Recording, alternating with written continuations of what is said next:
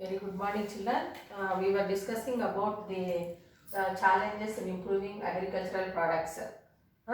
So we learnt in yesterday's class area under cultivation and food grain production that we have discussed.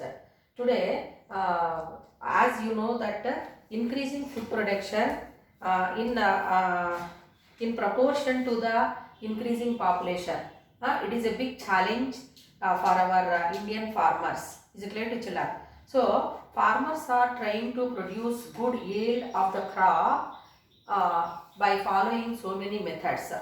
So if you know the other methods, how they help in increasing food production, you can suggest the farmers if you know, if you are interested in the field of agriculture. So what methods can be used? What methods you are going to suggest? So old methods, they no doubt they are going to help in getting the yield of the crop, whichever the farmers are going to follow. So that may not give sometimes good yield of the crop where it cannot bring the needs of the growing population. So nowadays the farmers are using advanced methods in the field of agriculture like hybridization technique, tissue culture, then genetic engineering. Then you might have observed transgenic crops are also there. So all these methods are going to help in increasing the crop yield. So you know that every living organism is in need of food apart from human beings, especially in the field of agriculture. If you see, there are so many other animals which are associated with the field of agriculture. We are going to use so many kinds of animals for agricultural different agricultural operations in farming. So buffaloes we are using, then oxen we are using. Is it children? So here each and every living organism which we are observing, they are in need of food. So they are also depending on the food. Not only for human beings, other living organisms are also have to get the required amounts of food. Then what methods we can follow? So that we are going to discuss now in this part of the lesson.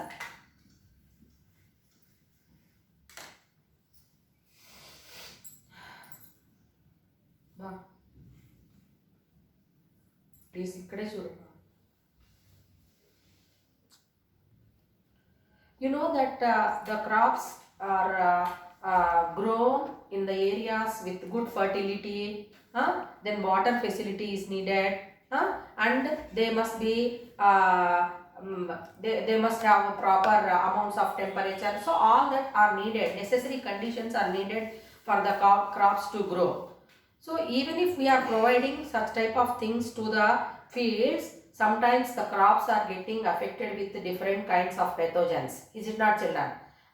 So pathogens like maybe microorganisms or insects which are responsible for decrease in the yield of crop. So farmer has to take care of the crop in avoiding the diseases which are caused because of so many factors. Maybe lack of water, then it will impact the yield, or if soil is not fertile, it is going to show the less yield in the crop. Apart from this, these pathogens are also, so all must be taken into consideration. Then the farmer can get the good yield of the crop, so that entire population will get the good yield of the crop. Several factors are needed to get good yield of the crop. So what are those factors which increase the yield of the crop? Means here fertilizers,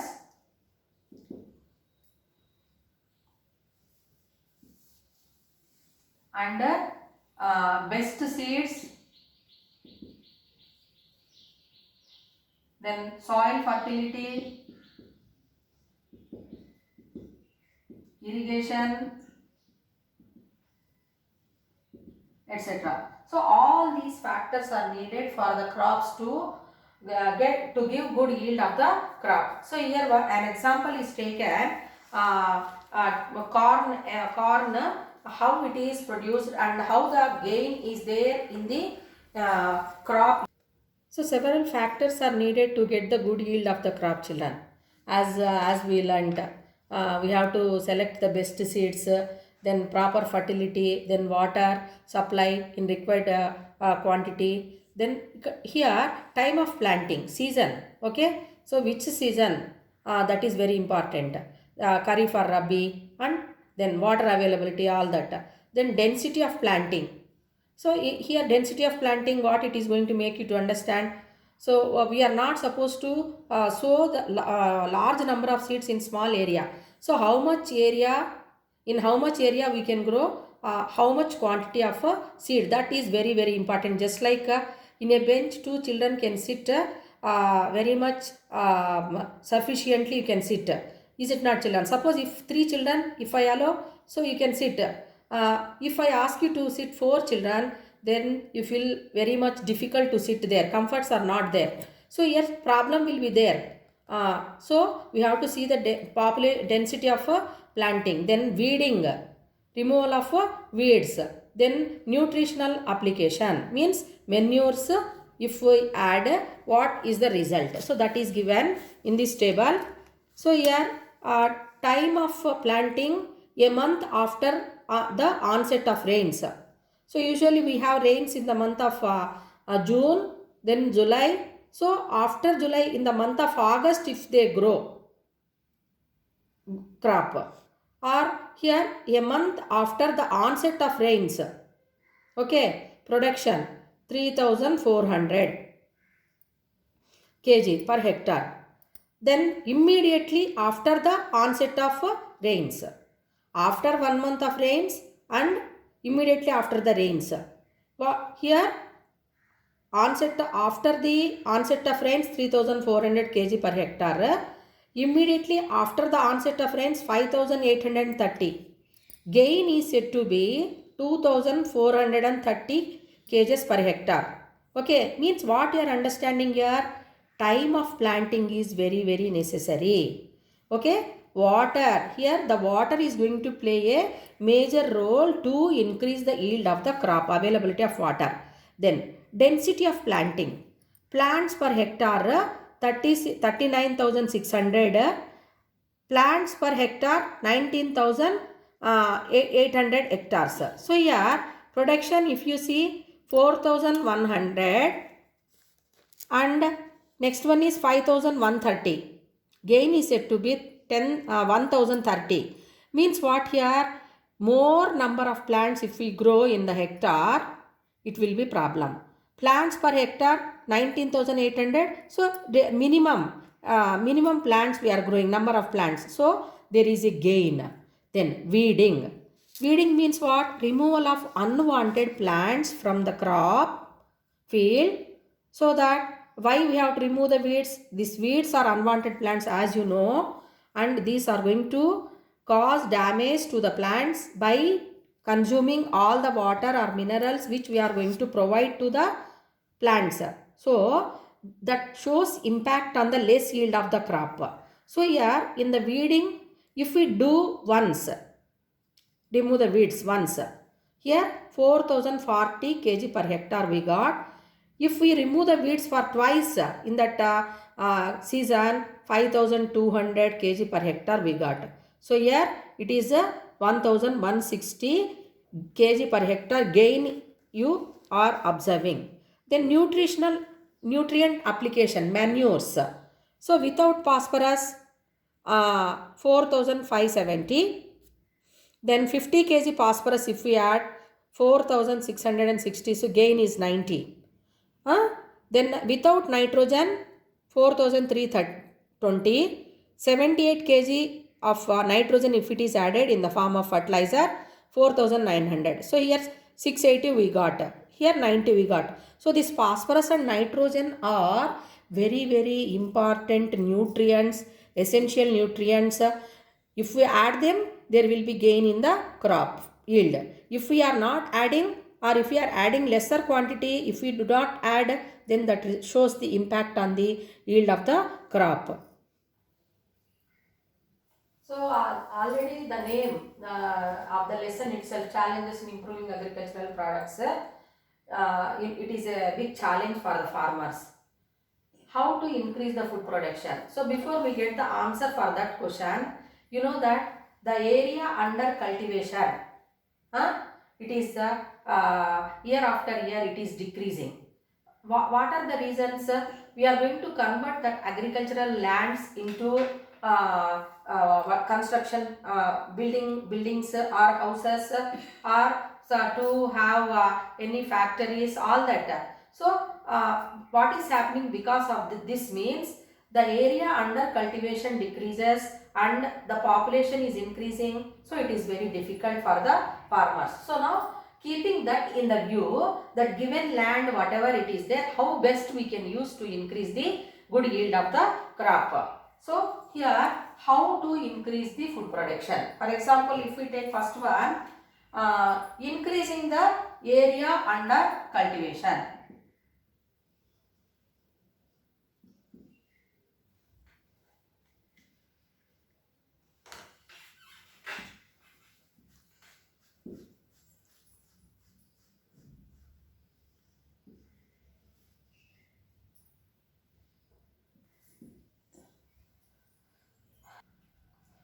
So how to increase the food production? So here are some points are being given. So you think and give me the answers. Increasing the area of land under cultivation, first point. Second point, increasing the production in existing land. Then developing high yielding varieties, alternating crops, mixed crops, then cultivating short term crops. So of all these steps, what are the best methods? So let us discuss one after the other. So increasing the area of land under cultivation. So already agricultural land many people are using or many people are changing into constructive land. So the area under agriculture it is decreasing. Okay. But here increasing the area of land under cultivation. So how we can increase the area under how we can increase the area under cultivation means everyone can tell, let us use the forest lands. So we have to cut the forest trees in the forest and that land we have to change it into agricultural land. But is it good for the people? So if you are going on cutting down the trees of the forest and changing that land to the agricultural land, then it will be problem only, because forests are very important for having rains. They are going to help in providing so many things which are needed for the life of different organisms. So it is not correct to change the forest land to the agricultural land. Then increasing the production in existing land. So whatever the land whichever is existing in that land, no doubt we can increase. So if we are growing crops, sometimes after few years that land is going to become unfertile where it may not give the good yield of the crop. Then developing high yielding varieties of the crops. Then alternating crops. What is the meaning of alternating crops? In one season, if the farmer is growing paddy, in the next season, that is Rabi season. So farmers are having two seasons, crop seasons, Kharif and Rabi. So in the Kharif season, if the farmer is growing paddy, in the Rabi season, he has to grow other crop. Okay, changing of the crop pattern is called alternating crops. Then mixed crops means what? In the given land only, different crops, different varieties of crops are grown. For example, you can take pulses, then red gram, Bengal gram, horse gram. Okay, is it clear to you? Then beetle leaf crop, then pulses. So like that. So these are called mixed crops. Then cultivating short term crops. Short term crops means what? The crops which are going to take only less than 100 days to complete its life cycle. So they are called as short term crops. So it is also important, but the best method if we see here is said to be alternating crops, mixed crops.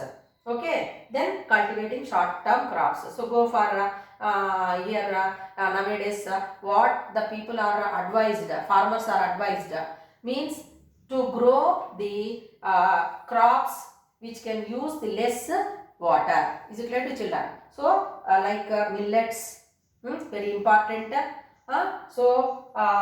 If we cultivate millets and they are going to complete their life cycle in less span of time using minimum water and good yield we can get. Is it clear to you? So out of all these methods, alternating crops, mixed crops and cultivating short-term crops is the best method, and we can use this developing high yielding varieties using techniques, hybridization technique or tissue cultures in the field of agriculture. Then increasing the production in the existing land, that will be done because of all this. But here changing the forest land to the agricultural land, it is a problem to the environment, which leads to the vanishing of all other species of the organisms. Today we learned about how to increase the food production and to get high yielding. What are the methods used, that we will discuss tomorrow. Thank you.